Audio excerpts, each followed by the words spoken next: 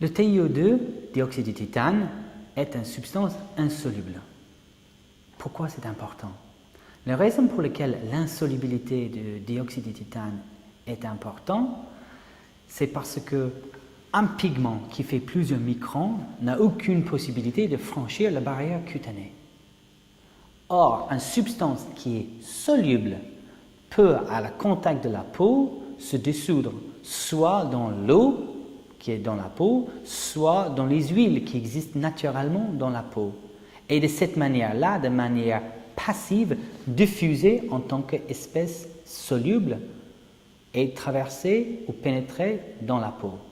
Or, le dioxyde de titane est totalement insoluble, que ce soit dans l'eau, que ce soit dans les huiles.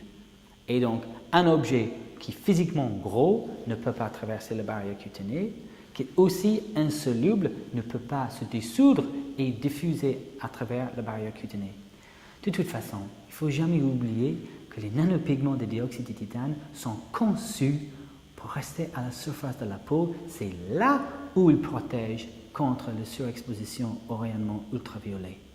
Donc, ce n'est pas par hasard qu'ils ne traversent pas la barrière cutanée.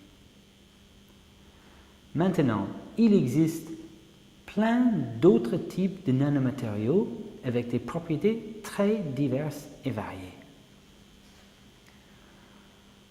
Il existe par exemple des particules d'or, ce qu'on appelle Gold 55. Ce sont des vraies nanoparticules d'or qui sont étudiées pour justement révéler des propriétés intrinsèques et physiques de ce nanomonde. Donc, c'est des particules d'étude. Mais ils ont aussi la particularité d'avoir une certaine solubilité. Donc, vous pourriez trouver des articles qui disent que voilà, nous avons appliqué des particules d'or 55 sur des membranes et que nous avons trouvé que la particule a traversé la membrane. Or, il ne s'agit pas d'une particule qui traverse, mais il s'agit d'une partie de la particule qui se dissout et qui diffuse. C'est très important.